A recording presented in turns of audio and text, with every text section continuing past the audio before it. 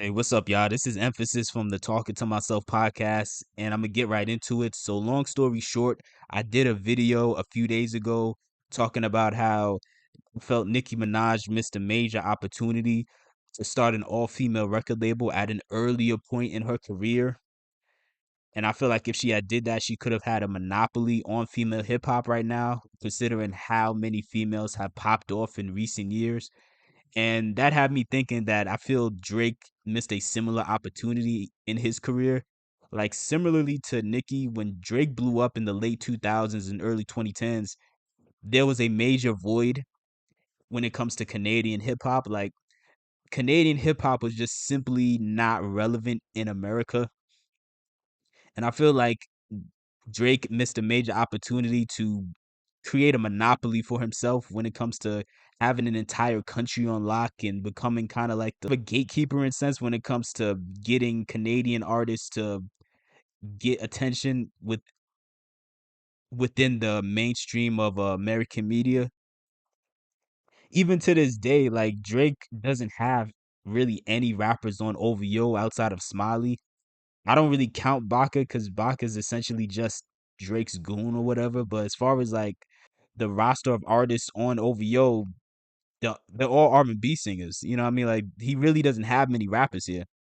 Drake could have, if he wanted to, he could have had not just Toronto hip hop, but Canadian hip hop. He could have really put it on the map in during his run, but he just for whatever reason he just wasn't interested in doing that. The reason I say that is because to this day, the general public, at least in America, the general public doesn't really feel like they know what a Canadian sound is or what a Toronto sound is or what Toronto life is like or Canadian life is like. The closest people get to feeling like they know what the sound is maybe Take Care, but outside of that, I don't think people feel like Drake really put Toronto on his back the way he could have.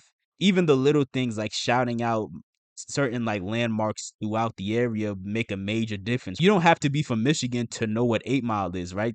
You don't have to be from Los Angeles to know what like Crenshaw is. You don't have to be from Brooklyn to know about Marcy projects, right? Or for any Outcast fans, you don't have to be from Atlanta to know where East Point is, right? But despite not being from that area, despite never seeing that, never seeing East Point or whatever, these simple shout outs and references turn these regular old places into like basically landmarks. And I feel like Drake missed an opportunity to do that when it comes to shouting out. Again, nobody can name any particular place in Toronto if you're not from Canada. And while that sounds like not a big deal, I think that plays a role in helping certain people, well, helping rappers from that region kind of gain some footing because it would do a better job of helping people who aren't from there get like sucked into that universe and just more invested in it.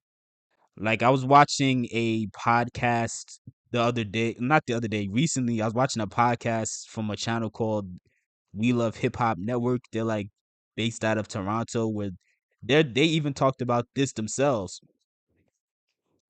They're even talking about this themselves, where again Drake never really shouted out whatever areas they got that are major, major areas, important areas within their region. They also even described what they feel like the sound of Toronto should be. They said that it's kind of like a reggae spin on hip hop, which I thought was an interesting take because hip hop as a whole has like roots within reggae, but that's another story. But either way, it was a missed opportunity because your poster child or the guy that's supposed to be the poster child for like Canadian hip hop, Drake spent too much time trying to venture out into other parts of America and the world at large and trying to sort of mesh in with their sort of cultures and environments and sounds. And, I don't think he spent enough time trying to really bring Toronto style and sound and lingo to the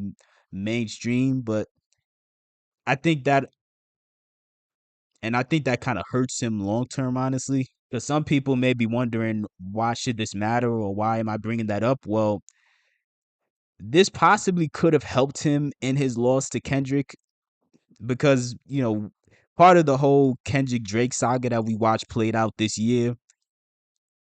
It involved Kendrick rallying and uniting the West Coast for the pop out concert, and just that sort of big moment where they essentially just put up one united front against Drake and just basically let it be known that they they don't like you, like they don't rock with you, like they're basically letting you know they're sticking with Kendrick in this situation. Whereas Drake couldn't turn around and do the same thing with Toronto, which clearly he kind of wants to do because now he's allegedly blocking certain artists from being able to perform at certain venues in Canada, in Toronto. You would have had an easier time doing that if you established a stronger base within Canada, with established stronger footing within Canadian hip hop. But he just simply didn't do that. He spent most of his time, like Kendrick said, in Atlanta, in Houston, in the UK, in all these places. It could also be a jealousy thing because the issue, not just Drake, but the issue many artists have when it comes to starting a label or possibly starting a label is they always want to be the star at all times.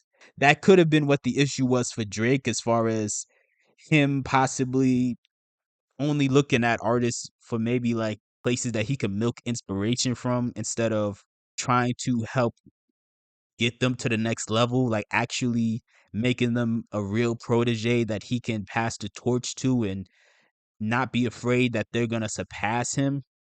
That's part of what's so impressive about what Lil Wayne did with Young Money was he wasn't scared about having these people surpass him, because at the end of the day, you could, again, from a popularity standpoint, Drake did surpass Lil Wayne. But does that really matter in the grand scheme of Lil Wayne's career? No, not really. But it seems like a lot of artists, they don't want to do the same thing. Like, really just because they may just be too jealous. Like, you look another, again, it's just a lot of missed opportunities. And I'm not saying he would have had to sign every rapper out of Canada, but all it would have really took was just to sign one person who just really pops, and that would have made really all the difference. Like, you look at like Tory Lanez, for example, and again, I'm not defending Tory Lanez. That's a whole nother conversation. But if we're talking about just like talent and stylistically, Tory Lanez, ironically enough, Tory Lanez would have been the ideal person for Drake to sign to a label and make his protege. That he would have been the ideal person. But for so many years in the early stages of Tory's career, even though Tory was very thirsty for Drake's attention and was, pulling all these stunts to try to get his attention, trying to challenge him to battles and all that stuff, Drake just ignored him. And then they kind of had like a weird tension and stuff. And it's like, again, it's like he didn't see the forest through the trees. He's not seeing the bigger opportunity where, again, he could have found somebody to help pass the torch to, which in the long term would have helped him. Because, like I said, when you look at the embarrassing loss he just took to Kendrick, now Drake's in a position where he's trying to regain footing. But the problem is he doesn't have a strong home base, and he's burned bridges with all his allies. So he really don't have footing in Atlanta or Houston or Cali or Toronto. And now he's trying to regain footing, and he's leaking like 100 gigabytes worth of material, including like leaked songs with like who was it? Like leaked songs with like 21 Savage or whatever, which again, that just further proves Kendrick point, because you're going back to Atlanta when all else fails instead of sticking with Toronto, which again, it's a major missed opportunity.